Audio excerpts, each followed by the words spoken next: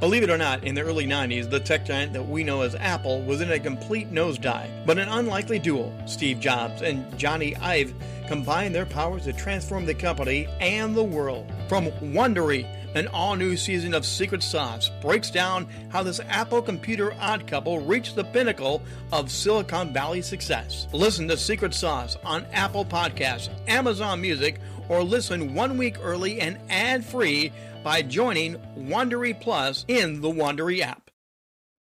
This episode is brought to you by Simply by Frito-Lay. These days, you have a lot going on. But now, thanks to Simply by Frito-Lay, you have one less thing to worry about. So kick back and enjoy your favorite Frito-Lay snacks with ingredients to feel good about, like Simply Blue Corn Tostitos, sea salted Ruffles, and even white cheddar Cheetos Puffs. All made with no artificial colors or flavors. Enjoy what you love and look for Simply brand snacks online or at a store near you. The key to sustainable leadership lies in the ability to thrive in uncertainty, ambiguity, and change. Grand Heron International brings you the Coaching Assistance Program, giving your employees on-demand coaching to manage through a challenging situation and arrive at a solution. Visit grandheroninternational.ca/podcast to learn more. This podcast is part of the C-Suite Radio Network, turning the volume up on business.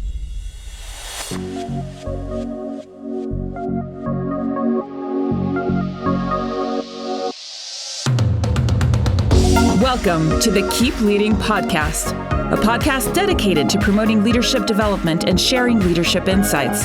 Here's your host, the Leadership Accelerator, Eddie Turner.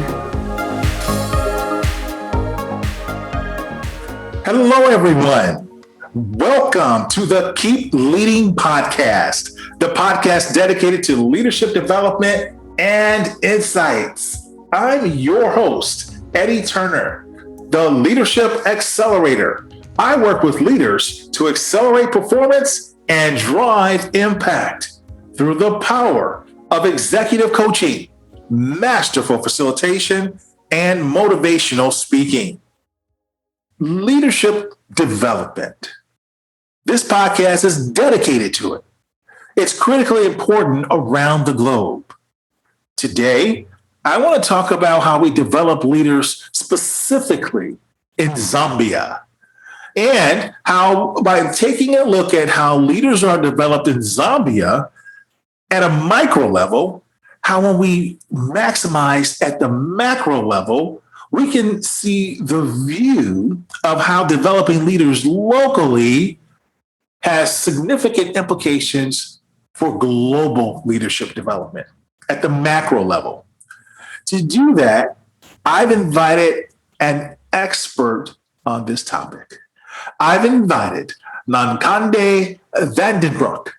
Nankhonde is a development activist and a serial entrepreneur, but she's much more than that. I want to let Nankhonde tell you more about her background, and then we will begin our discussion. So, Nankhonde, welcome to the Keep Leading Podcast. Hi, Eddie. Thank you so much for having me. It's a pleasure to be with you and your audience today. Nankhonde, it is my honor to have you. I am just thrilled that you accepted my invitation to be a guest on the show. Tell my listeners more about you and your incredible background.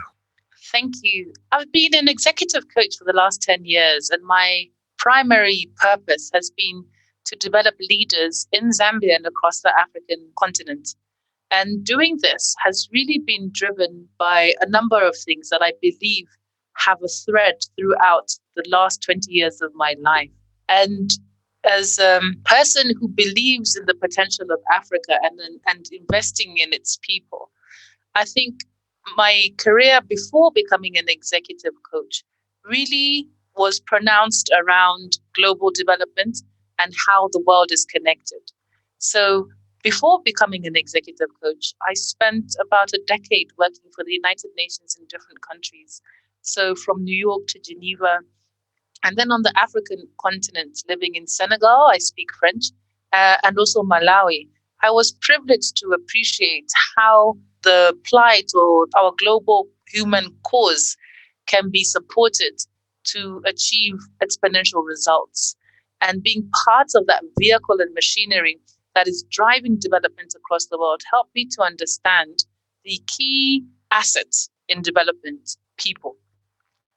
And coming out of that career, I went on then to transition into not so much supporting projects on the ground, but looking at how I have skills and talent and a passion for people and translating that into leadership development. And that's how I got to where I am. And to do this, I studied at Oxford and HEC Paris because I wanted to not only specialize in people, but appreciate the wider change. And I think our age and times right now speak to a new time, a new era. And so working on developing leaders in the context of continuous evolution and VUCA world has been something that I have gone on to work on in this context, but also contribute globally. Because as we build leaders in Africa, we're also contributing to the global agenda for our human development. That is just simply wonderful. Your background is so rich. And that's why I wanted you to tell that. You can tell that far better than I can. Now, people should know you're not just an executive coach, as you've described yourself. Nankhonde Van Den Broek has just been recognized by global gurus as one of the top 30 coaches in the world. So congratulations on that recognition for 2021, Nankhonde. Thank you very much. It's quite humbling to be recognized on the list that has the names of people I read, I learn from, and whose tools, whose methods have really shaped me to become who I am. Well, you deserve it. The work that you're doing is nothing short of extraordinary, and the impact you're having. And I'm glad you made that other distinction that I did not make. It's not just Zambia. You are also impacting the entire continent of Africa with your work. And that's one of the reasons I wanted to talk to you. I find you fascinating when we speak. In fact, you and I met during the pandemic as a part of Marshall Goldsmith's family of the MG100, the top coaches that he's brought together. And during the pandemic, it's easy sometimes, especially for those of us in the West, to really have a little bit of myopia, and we are just not looking outside of our own lens. And by talking to you, you said something that stopped me dead in my tracks. We were talking about the assistance that at the time the United States was giving to small business owners and giving to individual families. I really don't mean to put you on the spot, but I am going to put you on the spot.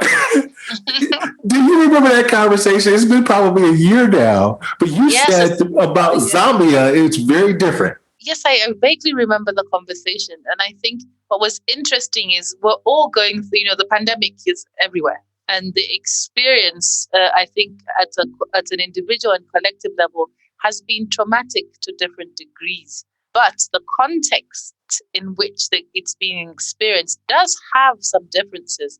And as a result, our approaches to supporting each other through it and out of it can vary. Yes. And Marshall was bringing us together, and it played a significant role in my life in getting myself and family through the pandemic, because Marshall basically, I say, took us to another level. He always had us above and beyond, and we knew kind of what was going to be coming down the pipe 2 or 3 days, in some cases longer, before it was showing up in the news. And just because of the access to experts he has and who he was putting us in touch with. And so when we were talking about the assistance that we were getting through the United States resources, you made it very clear to us, listen, that's not available here in Zambia. There is no aid coming. In Zambia and other parts of Africa, people must be more self-sufficient and become more resourceful. Can you talk about that? Yes, I recall, I think, discussing or unpacking the word resilience. What does it mean? Because by virtue of being in a developing country and on a continent that is still in progress, resilience is innate.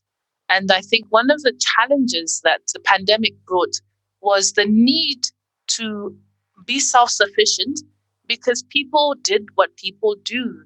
You protect yourself first. So even in an airplane, they tell you to put your mask on first before you try and help anybody else. And that's what COVID did. It actually revealed a number of gaps and weaknesses in a lot of countries. And the different countries responded to support their own people first. And as a result of that, it was quite clear that from an African perspective, we would need to figure out for ourselves some of our own response as the rest of the world decided what it could do for us.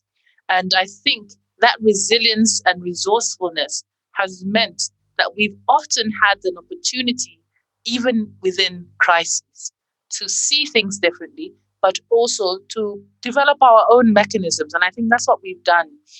It has been hard. The first wave was not as bad as the second. And as we brace ourselves potentially for the third wave and the arrival of vaccines into the country, we still are resourceful. We're still working out how are we going to work with the resources that have been allocated to us. Because as you can imagine, we have not been given even now as many vaccines or been able to procure as many vaccines as some of the more richer developed countries have been able to. So you can't just sit and wait. You have to take action. And I think taking action is how we lead in our context. And take action you did. And that's one of the reasons I wanted to talk to you, because what you explained here about resilience, you're doing this with leadership development. And your perspective is just simply, I think, insightful, and it's having an impact. So how are you developing leaders in Zambia? So my role has been to really, from a macro level, appreciate that if you take Africa and then bring it down to Zambia, 60% of our population is under 25.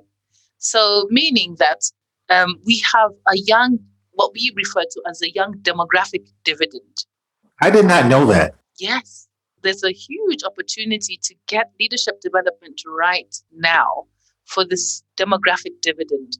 And working with multinationals, the government and international organizations in Zambia, my role has been primarily to support them to develop leaders within the context of their strategic objectives.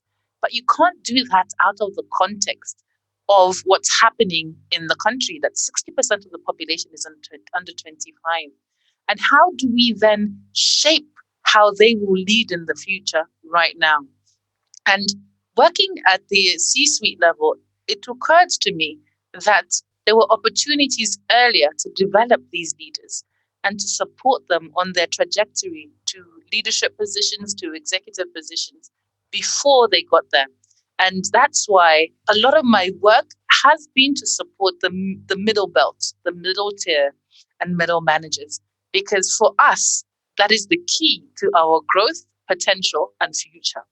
And so my leadership development programs are really focused around, one, increasing self-awareness around the people I work with and creating personal development strategies for themselves, their own personal visions. Because as you can appreciate, we come from a background where poverty is real, and many of the people I work with come from situations that have not always had opportunity.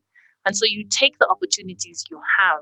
So how do we help people design and create a new future for the country and a new future for this continent if they don't have the skills? And it starts at an individual level. So first, creating that vision and increasing self-awareness of the opportunity to actually realize it. And then second, you have to develop the tactical, the hard skills of managing and leading. And I think that toolkit is something that we share as global best practices on how to not only develop organizations and businesses, but scale them and take them to become impactful into the economies in which they are also supporting.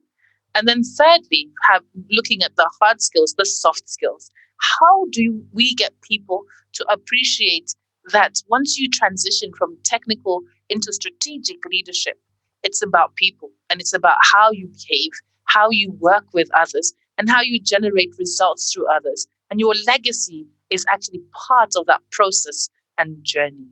Fascinating. And you introduced a new component here that is worth highlighting. You're doing this in the face of immense poverty in many cases. Yes, we are a developing country, and Zambia is one of the emerging markets on the continent. So there has been growth at a national level, but set back by the pandemic. And we have been growing as an economy. We are a stable country, and the dynamics and characteristics of Africa are different. The regions have their characteristics, but Zambia in southern Africa has been stable and peaceful. And although we were in an economic crisis before COVID, which has then been compounded by COVID, we do face these challenges of not only trying to build a country, but build the systems and also support the businesses that are going to be part of the partnerships that will take development not only as a responsibility of government, but the private sector and individuals as well. So the context is we are developing this country. Everybody is contributing to the development in a different way to developed countries, where I think there is a sense more of opportunity and access around you. Here, we don't have that, so we have to create it. We're building it. And as a result of not having the resources that other countries have, as a result of needing to be more resourceful and resilient, as you've mentioned, what would you say is the impact that has on the leaders you're developing? So I will answer this in two ways. There's the history of Zambia, and there's the history of acquiring independence in 1964 from the British. And that history has in it a dynamic that had an impact on the type of leadership that has been produced. So the primary goal initially was to gain independence, to be able to self-rule and govern. And post the sort of physical freedom, the next goal was and continues to be economic freedom, being able to not only build a thriving and robust economy, but also one that can support its own people and even extend beyond our borders to the region. So there's a historical element to the leadership style and the leadership qualities that we have had and are evolving. And over time, what we've been able to do is move from leaders who were developed to provide guidance and direction and support even what I would call our traditional systems to change and develop the country in ways that were more directive. And so we had followers. And now as the world evolves and changes, we need leadership, not just at the top. We need leadership at every level. And so that is our current work and our current opportunity is breaking down leadership in Africa to develop leaders who can come forward, not only because they're invited to do so, but because they have the confidence, the courage, and the skills to appreciate that we are building a different leadership DNA. I almost feel like we are rewriting the source code for what it means to be a leader in Africa today. And that is our work. So for me, this is fundamental in developing leaders in Africa. You must understand where we're coming from. Tell me more. When I refer to developing leaders in Africa, and you've got to take it from the historical context and then to the future perspective of where we want to go, it's important to understand that at independence, we were coming out of oppression and suppression by the colonial rulers. And in Zambia, the case was the British. And at independence, our leaders were part of the struggle to get us physically free. And that meant that a lot of the population before that were coming from a mindset and a construct of being told what to do. Go and sit there, do this. You're only allowed to shop here. You can only go to these schools. As natives, you can only do this.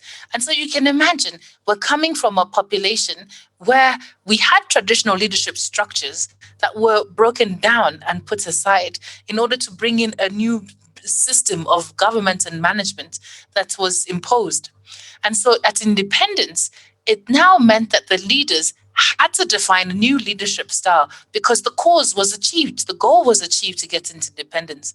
And that's been our struggle as Africans, to now understand that the agenda now and the work for leadership development is to build the systems that are going to develop the economies, grow the schools beyond what we inherited at independence, and develop the kind of infrastructure that's going to actually allow us to succeed and excel and have populations that are thriving.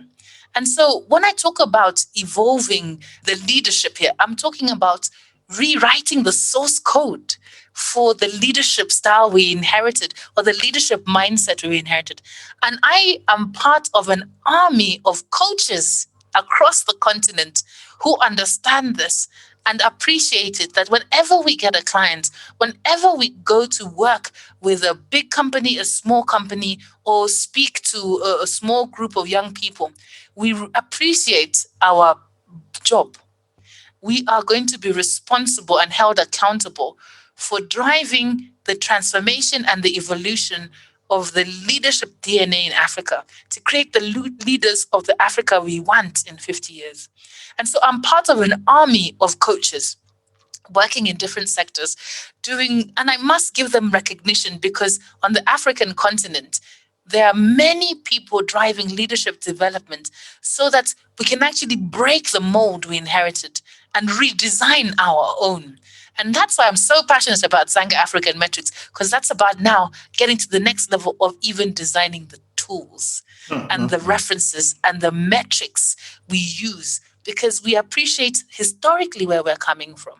And when we got independence, for example, in Zambia, Kenneth Kaunda, our first president, he knew that he had several tribes to unite, in addition to this transition from the British to the Zambian. And so his philosophy, and one thing that we continue to live by in Zambia and unites us, we still have differences, but there's one thing: when you speak to a Zambian, we say one Zambia, one nation, because Kenneth Kaunda's philosophy was humanism. He knew that I must unite these people around the fact that they're human first, before I take them to that they're Zambian, and then they're their respective tribes. Because at the human level, we need to build this country. We can't build it from division. And so for me, that whole philosophy really sticks to my mind when I'm working with my clients and when I look at the opportunity for transforming leadership development, because we're transforming humanity on this continent. And so this is why I thought it's so important to get the historical perspective of where we're coming from, because it's not just about building competencies and capabilities. It's actually transforming the mind. Powerful. Simply powerful. Nankhonde, thank you for giving me more clarity around that. You really are writing the DNA, and you make it clear the reason it needs to be rewritten at the DNA level. That's a very appropriate phrase to use. I'm getting chills just talking to you, because it's making me think about work that I've done in terms of researching or listening to stories of people who've talked about what it was like for the American slave. So similar there in the colonization of Africa, a form of slavery, in that, yeah, you're not used to making decisions. So it's one thing for people to tell you you're not a leader. It's something else when you tell yourself you're not a leader. And you tell yourself that because you've never had to lead. Other people have always led you, told you what to do, did the thinking for you. You weren't even allowed to think, and in many cases weren't allowed to be educated. So when you now are put in that position, you don't know. You truly don't. So it gives new meaning to the words leadership development. It has to be developed, and you're coming from a deeper place to have to build up from than with some other leaders where you don't have to go as deep. Yes. Wow. Fascinating. Thank you for sharing that. That's rich. Thank you for illuminating us with that nugget. You're welcome. I love that. That is fascinating, Nankhonde.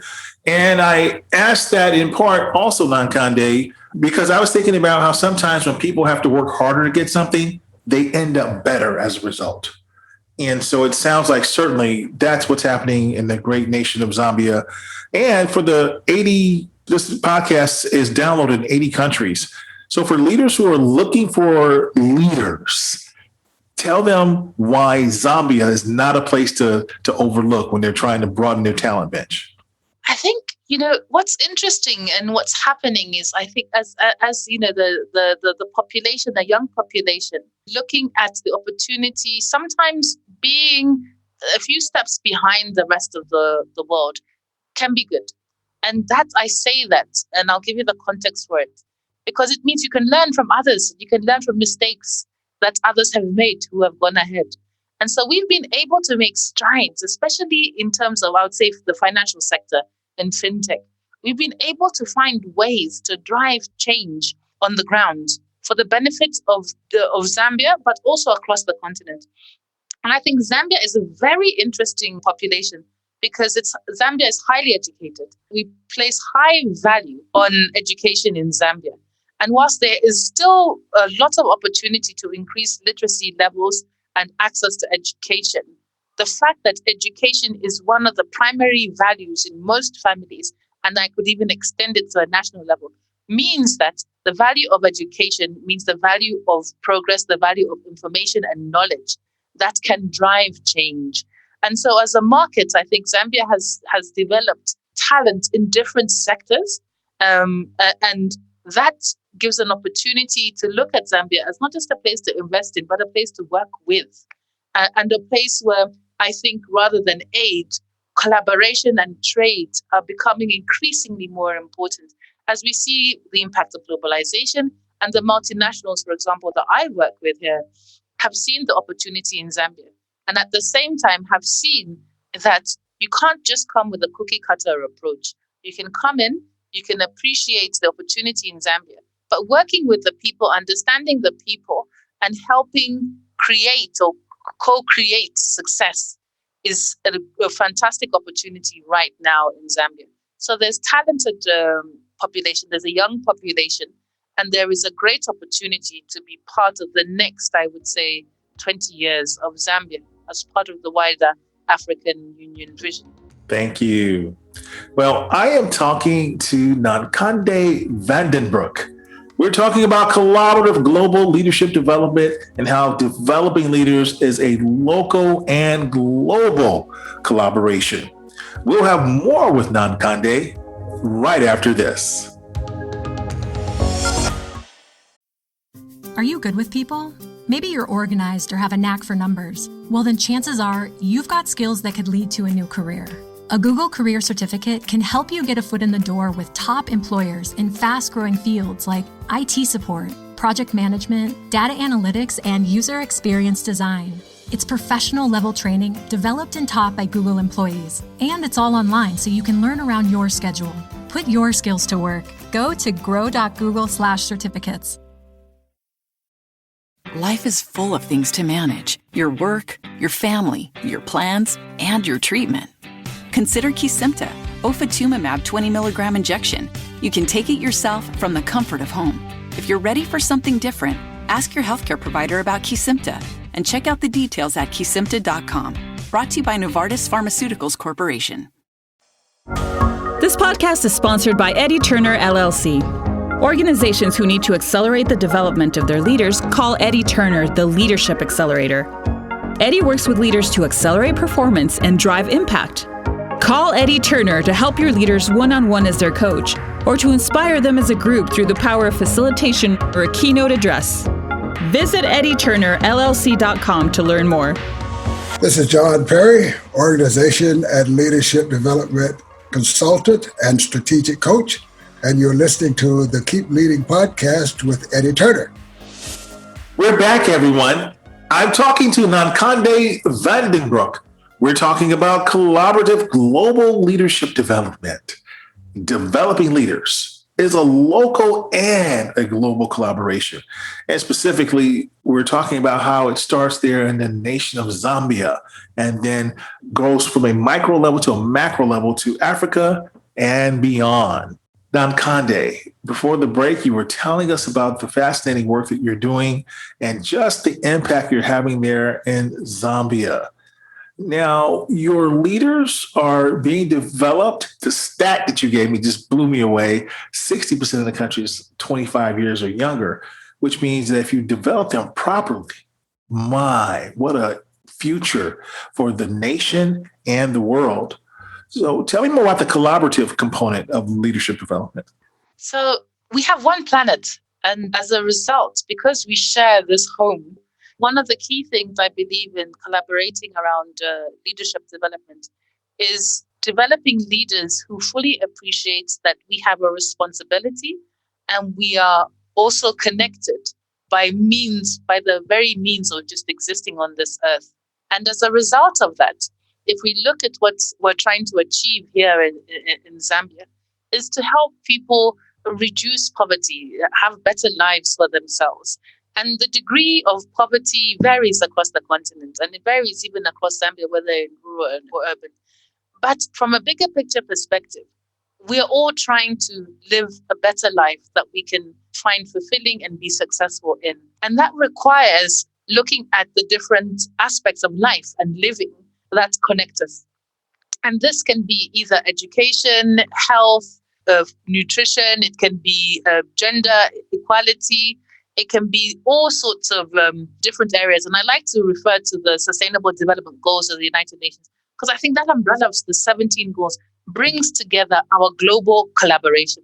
And so when you take those goals and you break them down and bring them to the level of Africa and then Zambia, collaboration requires us in Zambia to appreciate, for example, what it means to reduce poverty, what it means to build a health system, and what it means to be able to provide education and promote or support women and empower them.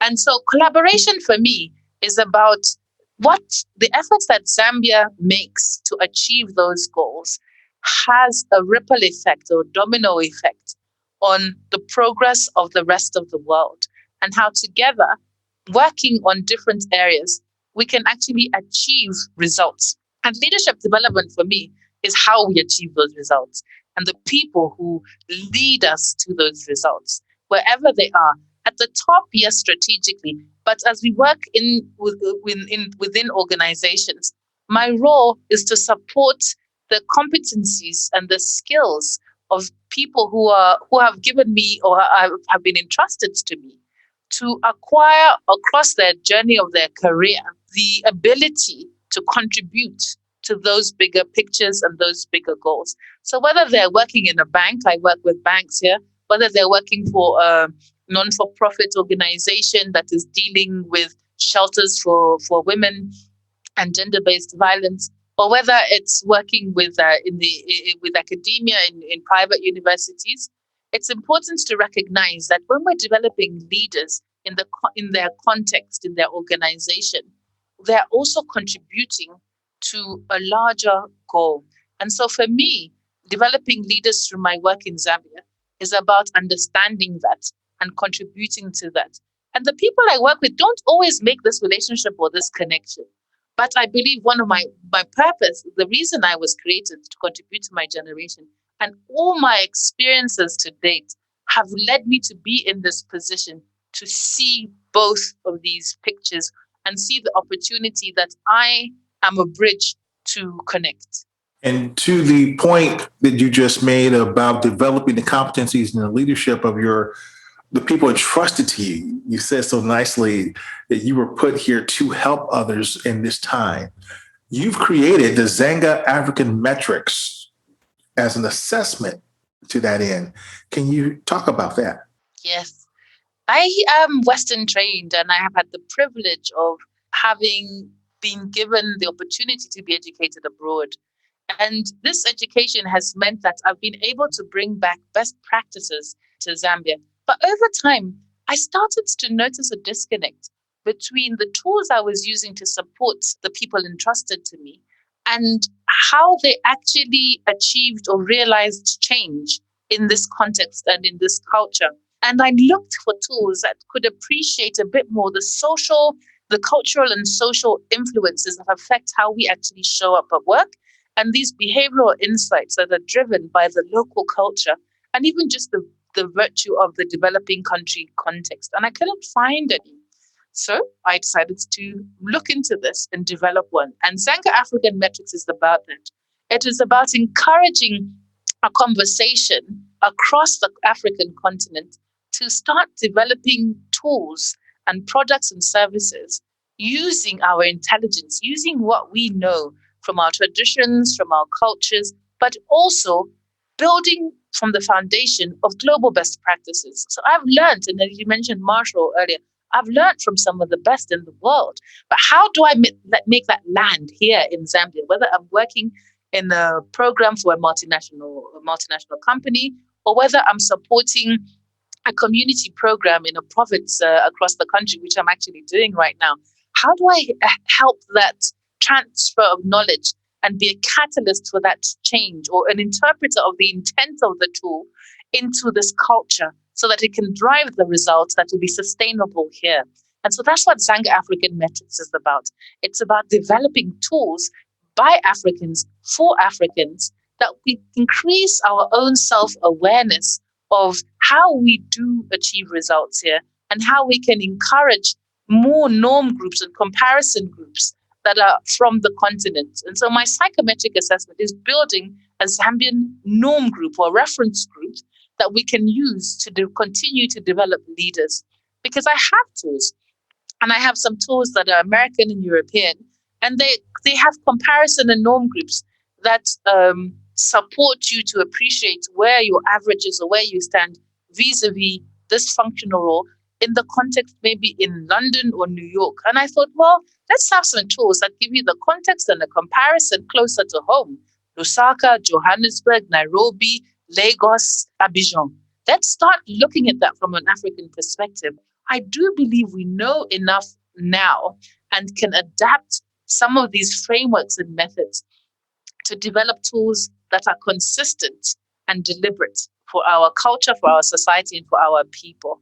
And I'm not denying the impact of the tools that have built me, the tools that I use and worked with from the West. I'm building on them and adapting them. This is a partnership and a collaboration, I believe, that is very powerful and impactful. You're just amazing. You are so amazing. That is phenomenal. And the reason I was intrigued by that, what you did, is because it was very similar to what was at one time a challenge for some people in the school systems here in the States, where the questions were written to where if you weren't from a certain background, you just couldn't understand, you wouldn't give the right answer. So I love what you're saying there, that you've given them something that has a norm group against their own, but then, yes, you're allowing them to go out and then benchmark themselves against the rest of the world. And you're bringing the best of your education. By the way, you speak 4 languages. Tell us those languages again. So I am fluent in English and French, and I also have my 2 Zambian languages, Bemba and Nyanja, which are more working knowledge, I believe, rather than actual written, because we come from an oral culture. So the languages have been adopted that way. Beautiful. So you're able to bring that back to let people still be true to their native tongue, their native culture, but then to be able to be global leaders on a bigger stage. You're letting them see how they measure up, and then you're sharing with them the best of both worlds, which is simply magnificent and allows them to build the bench strength there in Zambia and on the continent of Africa that can impact the world. Yes. You are just amazing. And I'm so glad you took some time to talk with me today. What's the main message you would like to make sure that everyone listening to the Keep Leading podcast walks away with from our conversation? I think it's important for me to share that we're designing this future together. We're designing where the world will be in 50 years together right now. And whilst we're sitting in different places across the world, I think it's important to take note, and increasingly more, of what's going on in different countries, so that nobody has the monopoly on intelligence around what the world will look like and what will make it successful in 50 years. And so we are co-creating this together. And as we develop the leaders that are going to take us to this future, I think it's important for us to acknowledge the efforts that we are all making and providing ingredients towards this meal that we're preparing together. So I want people to take away that we are designing this future together. And to design it together means being able to see each other and hear each other and listen to each other. Not to overtake or overrun or dominate the other, but rather we've got to take the elements of what works from each other and pull them together in service to sharing this vision for the world and how we want to show up as a people in 50 years. And it's important to say that because I may not be there, you may not be there, but we would have contributed to what our children will inherit. Thank you. What's the best advice a leader ever gave you, or a quote you use to help you keep leading? I love a quote from Kwame Nkrumah. Kwame Nkrumah was the first prime minister and president of Ghana. He took them to independence in 1957. And he said, "We face neither east nor west. We face forward." That is so powerful for me. It is. Because he was talking about a time where there was a potential divide for Africa to choose either the east or the west to support them and lead them. And he made it clear that this is not about picking sides. This is about keeping our eyes on the ball. Where do we want to go together? And then how are we going to work it out to cooperate and support each other together? I like that. Thank you, Nankhonde. Where can my listeners learn more about you? I am on LinkedIn, the Nankhonde Van Den Broek, and I also have a website, zangametrics.com, ZANGAMETRICS.com. I'm also on Twitter and at Nankhonde. Excellent. We will put that in the show notes so people can click on those easily to connect with you. And I encourage everyone listening, connect with Nankhonde. Follow her on Twitter, connect with her on LinkedIn, visit her website. She is doing, as you heard on the episode here, amazing work. And I am just so thrilled that you came here to be on the Keep Leading podcast to share what you're doing to impact locally and globally. Thank you so much for this opportunity, Eddie. It's been a wonderful conversation and pleasure to join you and the global audience listening in. Thank you so much. And thank you for listening. That concludes this episode, everyone.